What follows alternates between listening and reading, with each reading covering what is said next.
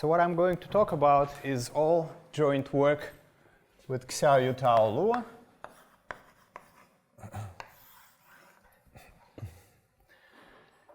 And it's a problem about Euler and SQG type patches. So let me start by writing equation. So just active scalar equation. And so U is determined from omega.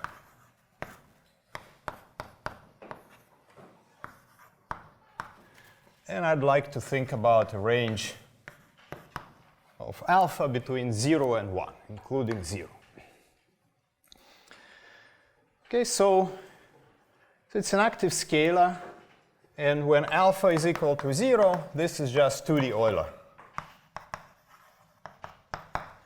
in vorticity form. And let's think of the whole space. So it's in R2.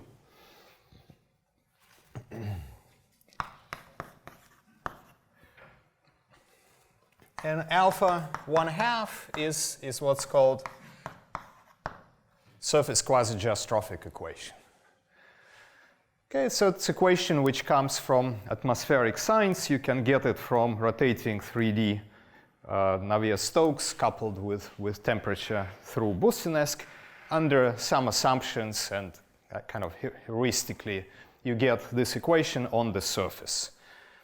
And then it basically drives whatever is left from the Navier-Stokes system in this approximation. And then the rest of the scale is often called generalized SQG or modified SQG, and so it's sort of an interpolation. It's a whole line of these equations. And now the solutions that I'd like to talk about for these equations are of special form. These are singular solutions, so-called patches.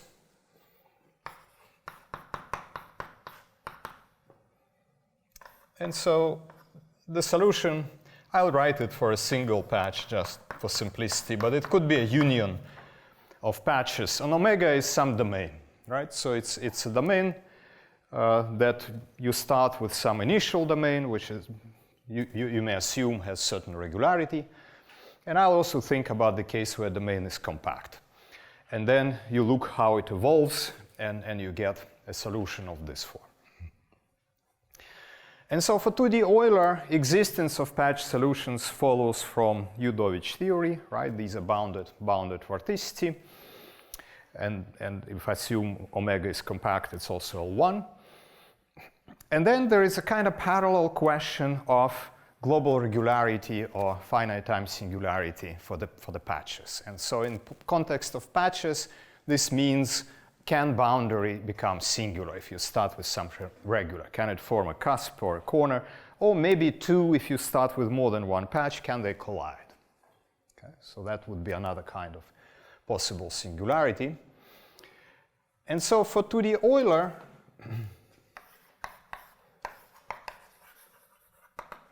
so existence follows from Udovich.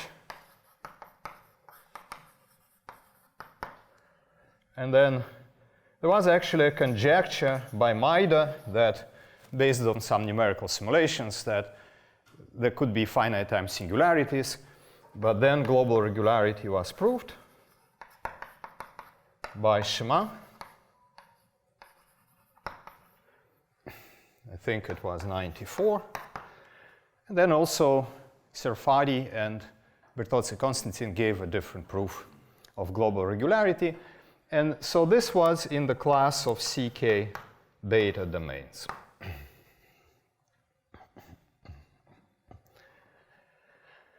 Now, for alpha SQG,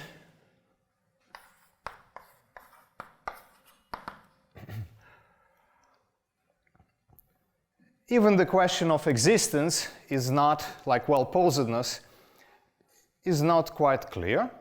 So local well-posedness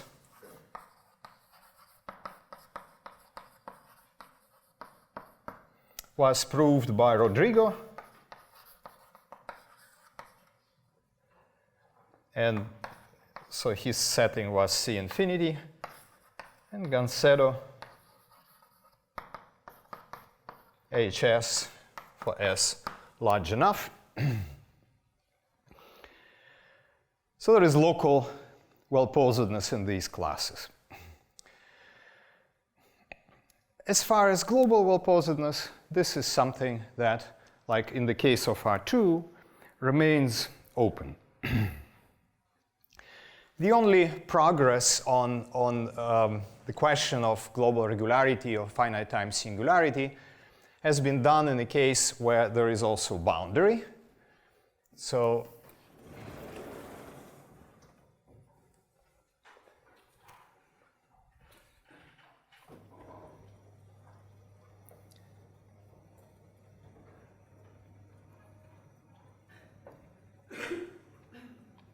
for the case with the boundary,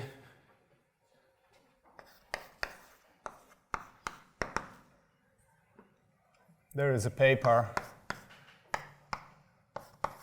by Rijik, Yao, and Zlatoš, and myself, where we show finite time singularity.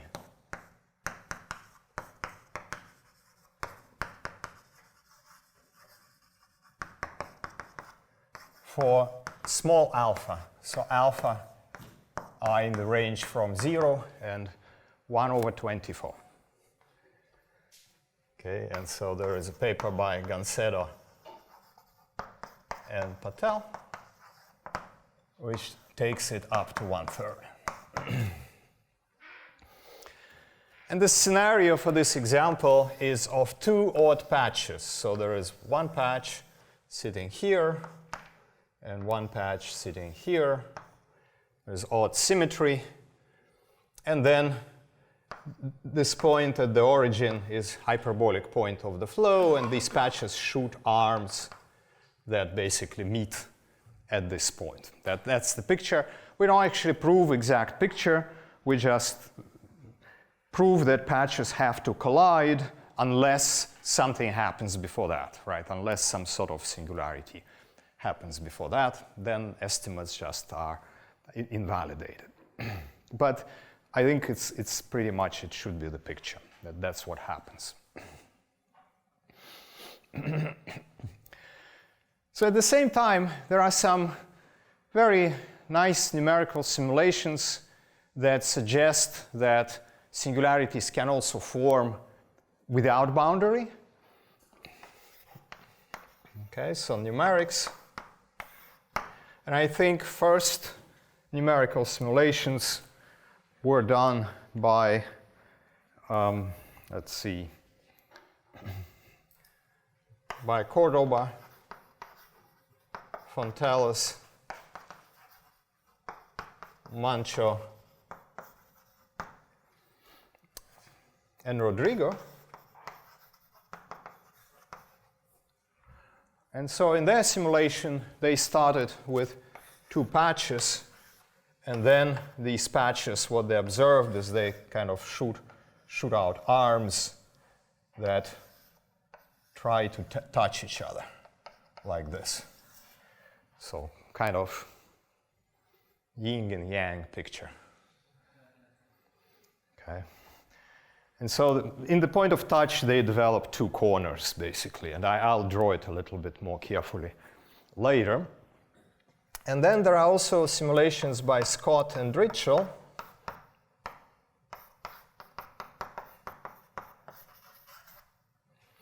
And they start with a single elongated patch, and they observe a thin filament forming like this. And then basically what happens is a cascade of similar pictures on different scales. So if we enlarge this region after a short time, then we see something like this again, and again, and again. And it's a geometric sequence of times, so it is sort of like cascade of small scale formation. And in finite time, you get to singularity. Now, in a later simulation, they have two papers they also make a case that, in fact, the singularity happens in finite time on a single stage where you basically just bite off this very thin filament and get a singularity this way. So it's a little bit simpler scenario. Okay.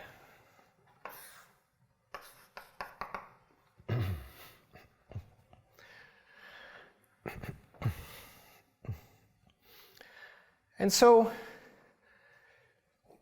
one more paper I'd like to mention, or one more result.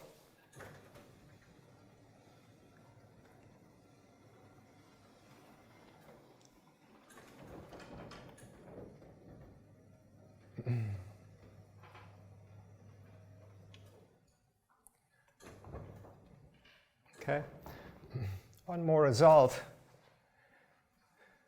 is that alpha SQG patches cannot collide if they stay regular.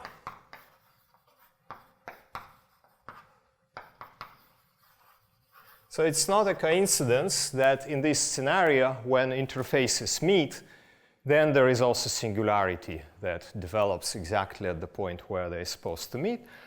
And so this goes back to a paper by Gancedo and Strain. And so they looked at the SQG case at alpha equal to 1/2 and showed that if curvature stays finite, then basically splash singularity, right? So this kind of collision of two smooth interfaces is often, at single point, is called a splash singularity. It's impossible for SQG patches. It can happen in other models, right? So it's sort of a specific situation with SQG patches. And we made it a little bit sharper, this estimate, that basically, again, in the splash singularity scenario, the distance between patches, right? So if you look at two patches that try to touch, okay, and these are points where you have the minimal distance between them, then this distance is bounded from below by exponential, essentially of curvature. And so this is for alpha less than equal than 1/2. And for larger alpha, you have a similar result, but you have to put a bit stronger norm here. Okay, so there is a bound on how quickly the interfaces can close. And so it's a little bit improved because we get an exponential compared to double exponential for Gancedo strain. And essentially the observation that helps get this a little bit better rate is oddness of the Biot-Savart law, which means that you can kind of cancel most of the Biot-Savart law when integrating over these two patches. You end up only with kind of asymmetric contribution, right? And that's a degenerate domain. And so it really reduces kind of the difference between velocities that you can get for these 2 points. The exponent in your exponential, is that really positive? Oh, no, thank you. Yeah. That would be a very interesting result. Thanks. They still want to come together, right? Not fly apart. Okay, so, and this actually also, again, on heuristic level, it suggests that to have a credible scenario for blowup, you need to have an asymmetric picture, exactly as it happens in numerical simulations, because if we look close, then this is the picture. This is one patch shoots out a sort of a short, an arrow spike and touches another patch, which is obtuse angle. And you see that it's exactly non-symmetric situation, and that's the situation that is probably most conducive to forming a singularity. Of course, without symmetry, it's often also harder to control. Okay, so this picture was a sort of motivation for us to try to look at possible singularity formation for alpha SQG patches from a different point of view.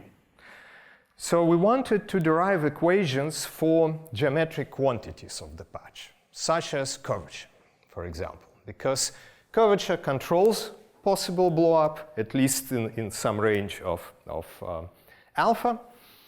And it's good to look directly at the curvature and see if you can see anything. And we looked and we saw, but we saw not what we wanted to see, as it often happens. So I'm going to tell you what is it that we saw, and I think it's interesting. And we first actually ended up looking at Euler. So I will mostly talk about Euler patches, and then I will say, okay, what do we see for alpha SQG? It's not yet quite finished, but there's something we expect to prove, and I will also describe that result.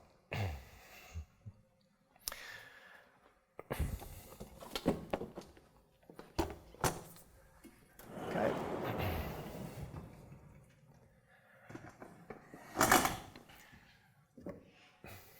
All right, so let me write again, this is joint with Xiao-Tao law. Let me start with 2D Euler patches.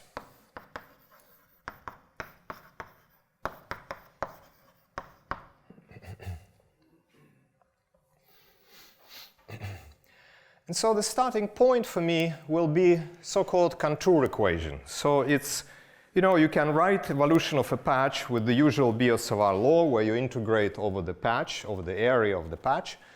But you can reduce it to evolution of a curve. Okay, so gamma will be some parametrization. So initial parametrization is gamma 0. And then the evolution corresponding to Euler equation, let me omit, there's some constant here that I will omit.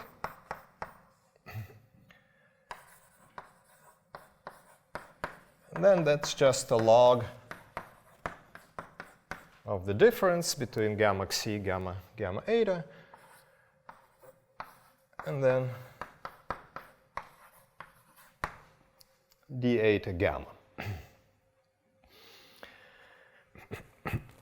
And now for alpha SQG, this part is just replaced by this expression, at least up to 1/2, and at 1/2 you may have to do additional regularizations, but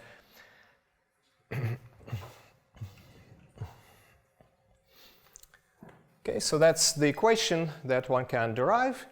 And this is, by the way, the reason why I didn't know that, but recently I talked with an engineer in atmospheric science, and apparently they love to use these patch models and to simulate them, because essentially it's 1D. So it's much easier to program up and to simulate numerically.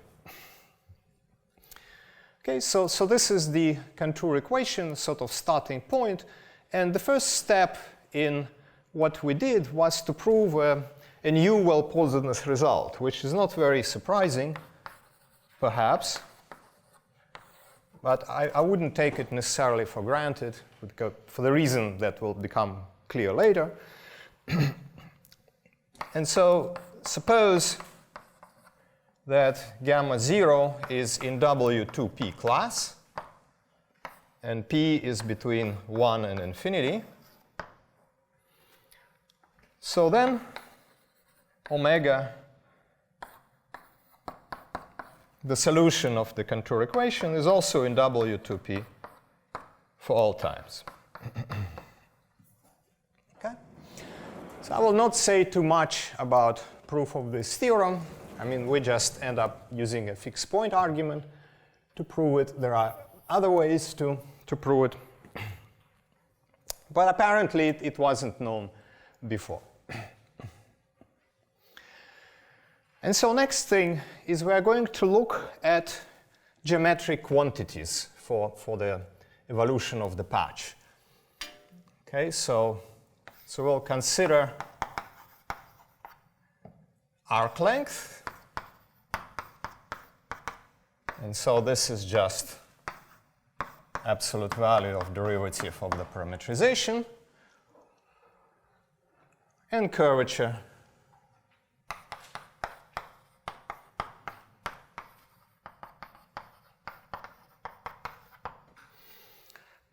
And one way to define what curvature is to look at tangent and normal to the patch boundary. And then derivative of the tangent will define curvature so that this is true. And then for the normal, one will have a similar equation. So I will also denote S by S is arc length parametrization.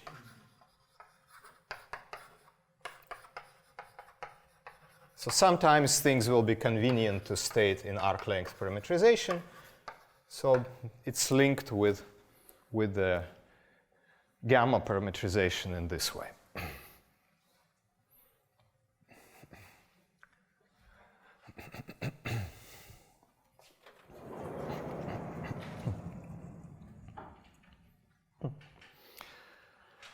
And so the first step is to find equations, evolution equations for arc length and for curvature.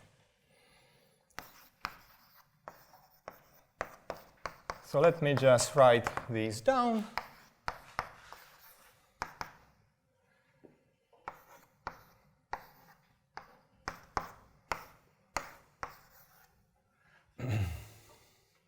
So this is arc length derivative of V. And then derivative of curvature. I'll have to double check it, but I think it's this.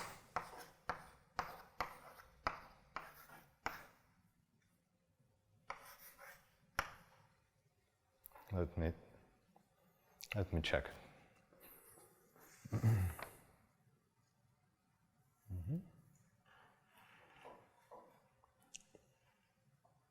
Yeah, I think that's. So this is true for any velocity v that advects the curve. We are not using Euler here. These equations are well known, like in differential geometry, how the curvature evolves. Now,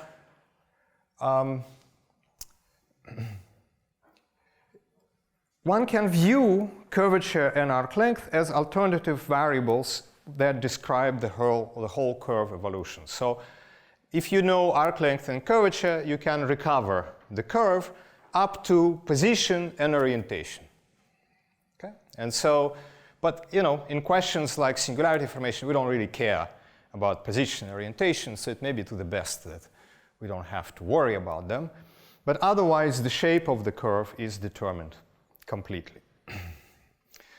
And so this DSV thing here, let me write it down what this is. It will be useful to have it in front of us. So I'll omit the time.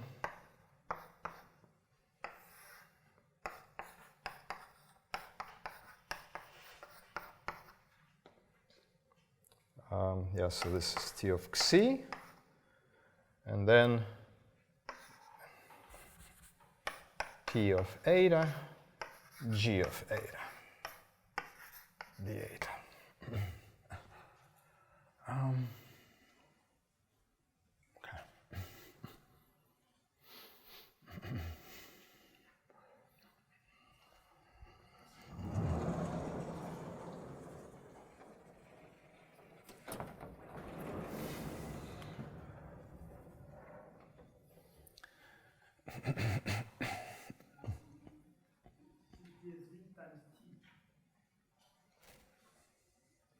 Which way? Here? Huh? Is it times t? No, I don't. I think it's not. It's not yet times t, because when you differentiate v, right? So this t there will be dxc gamma, and g from that dxc gamma will be eaten because it's ds. Yeah. But t will be there.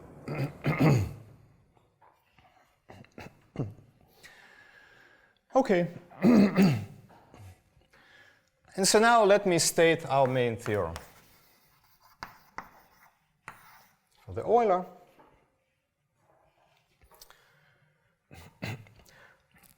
the main theorem says that the vortex patches are ill-posed in C2 or in W2 infinity. So vortex patches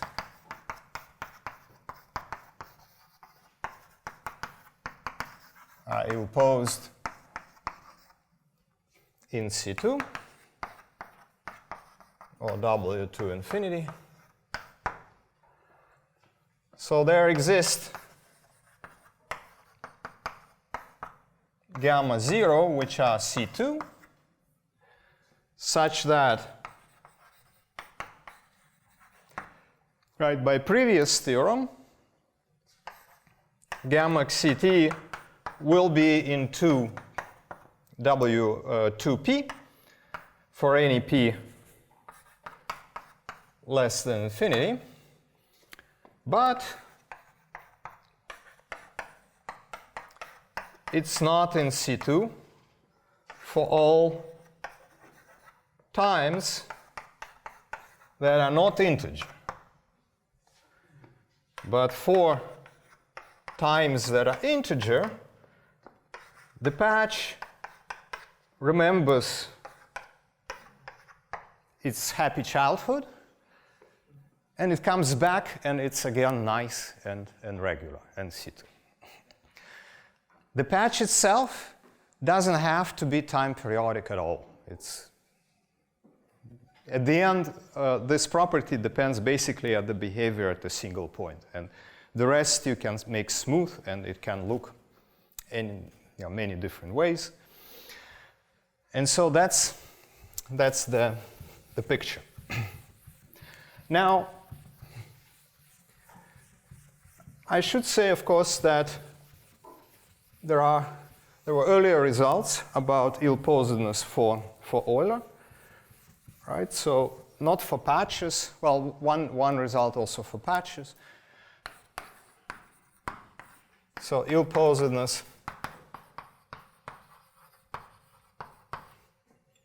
for usual, not patch, solutions.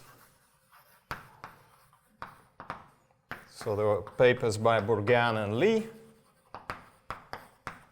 El-Guindi, Masmoudi. So these are also in CK or in critical Sobolev spaces. And for patches, there is a C1 ill-posedness result.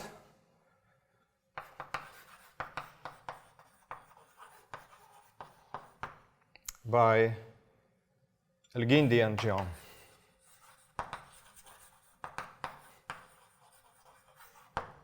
Okay.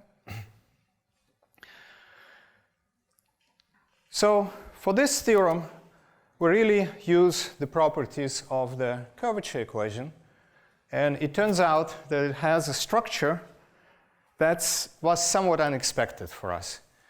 And this kind of funny property of recurrent regularity is a consequence of that structure.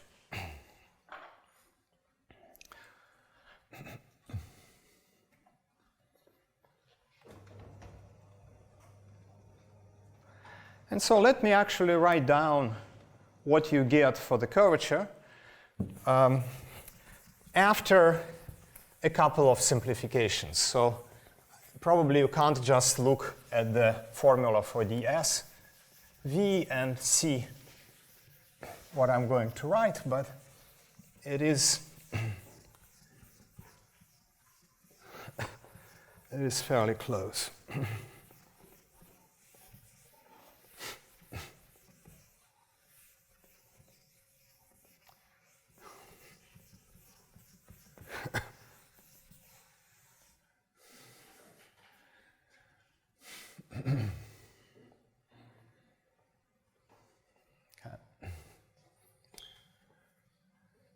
So after computation,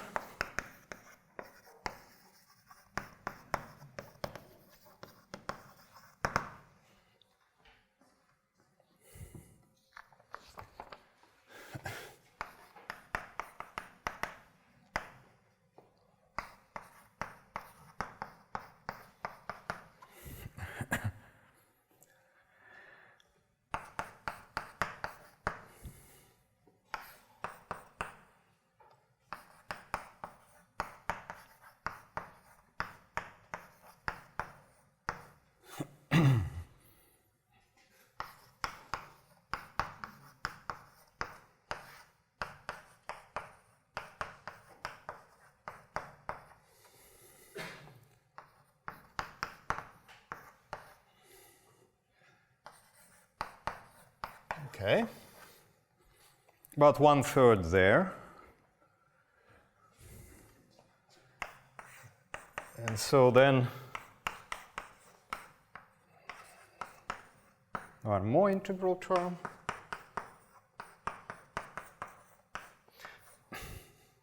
So it is basically just differentiating, and then there is a couple of observations and simplifications and integrations by parts to bring it to a little bit simpler form.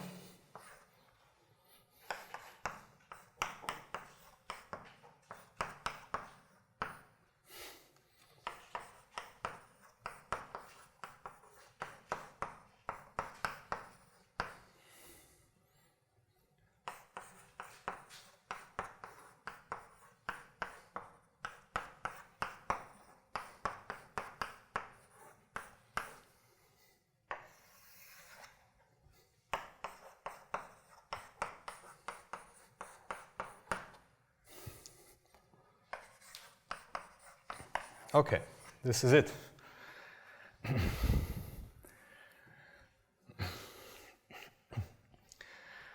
And so now the key to the theorem is the following proposition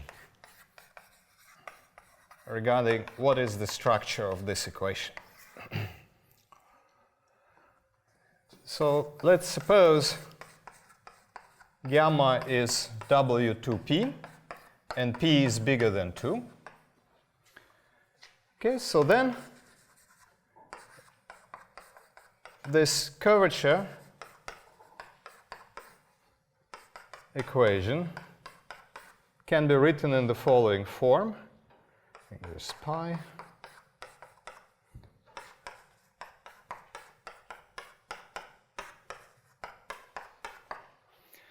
Okay, so where A is C sigma, sigma is 1 minus 1 over P, and F is C beta. Beta is 1 minus 2 over P, and HK is a periodic Hilbert transform.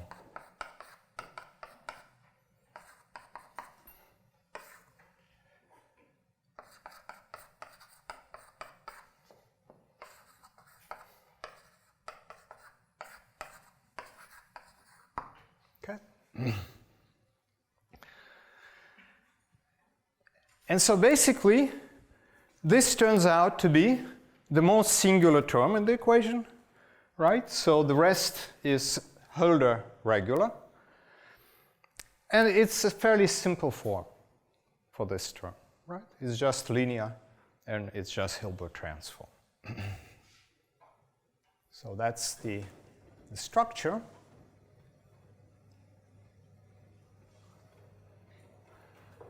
Does it work if I push two buttons at once?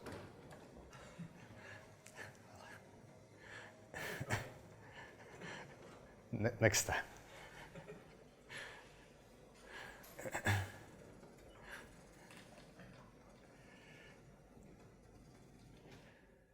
Okay. So let me try to say a couple of words why this is something that is true, how it comes about. And so the Hilbert transform actually jumps out of the second term, the first integral term above. So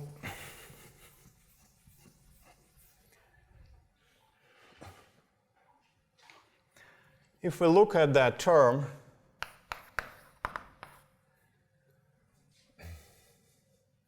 so second term,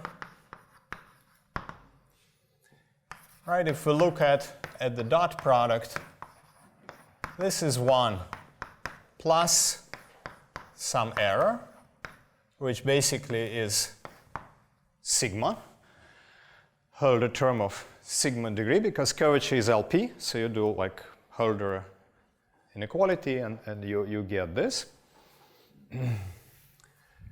And so then, I should have put brackets around gammas there. So there are brackets around gammas. So gamma xi minus gamma eta dot t of xi to the main order. This is g of xi minus eta, plus again something better. And I think it's actually better than this, but let me settle for that right now. And so similarly, denominator is just g of xi squared times xi minus eta squared, plus again something better. And so if you look at the main term then, you get exactly xi minus eta over xi minus eta squared.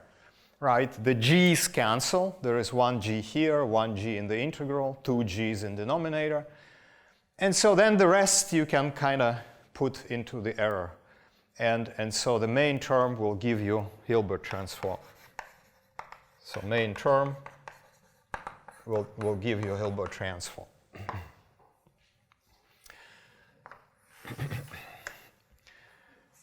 Yes? Oh yeah, thank you. Yes.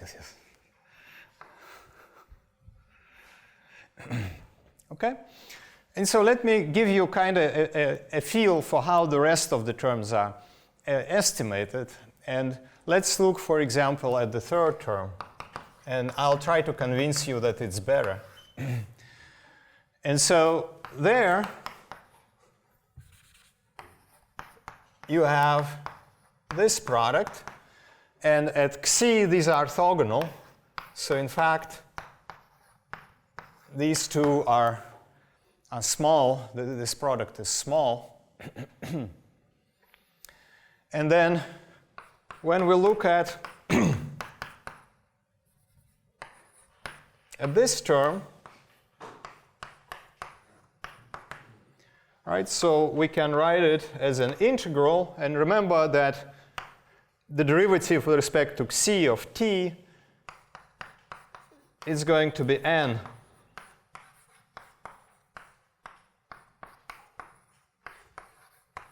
Okay, so this is what we are going to get. And then this we will estimate in the following fashion. We need a little bit more, a little bit higher power of xi minus eta than we would if we use Hölder here. So we're going to use a maximal function. So this will be controlled some constant maximal function of curvature at point eta. And then the power of xi minus eta we get if we use this. We get again sigma from here, and we get our power 1 from integration. All right, if we use maximal function. And so if we put it all back in, put back, what we are going to get is an integral. Then there will be maximal function. And then xi minus eta will be to the power 2 sigma minus 1, the eta. And in fact, under our assumption, this is even a positive power.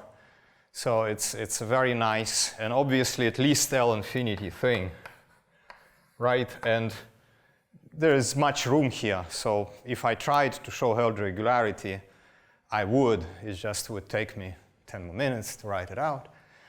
But you see at least that this term is better than that one, right? So there your Hilbert transform is just LP, and here you get a little bit better regularity.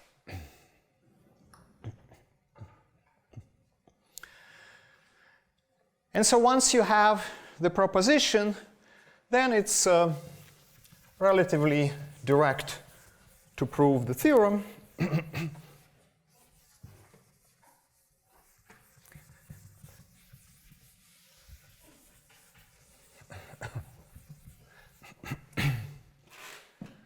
Okay, so basically, to prove the theorem,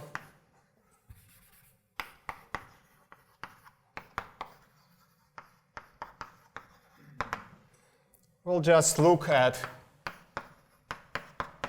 capital K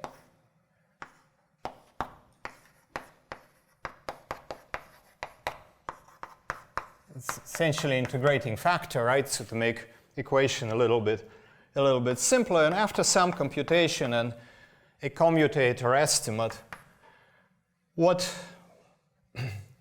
one gets is up to a constant. Maybe there is also pi here, but essentially the rest is Hölder, right? So plus something which is C beta term, and therefore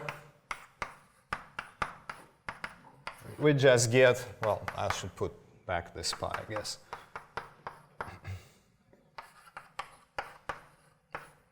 This plus, well, there is a Duhamel formula, but Hilbert transform preserves C beta, so we're going to get C beta out of it.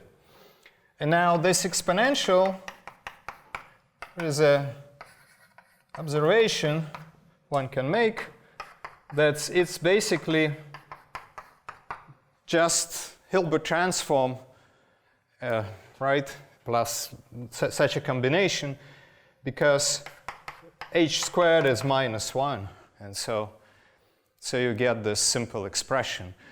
And now you see that Hilbert transform goes away for every integer time because sign vanishes. Okay? And so for integer times, the regularity will be same as for kappa 0, but for non-integer times, it may be a little bit worse.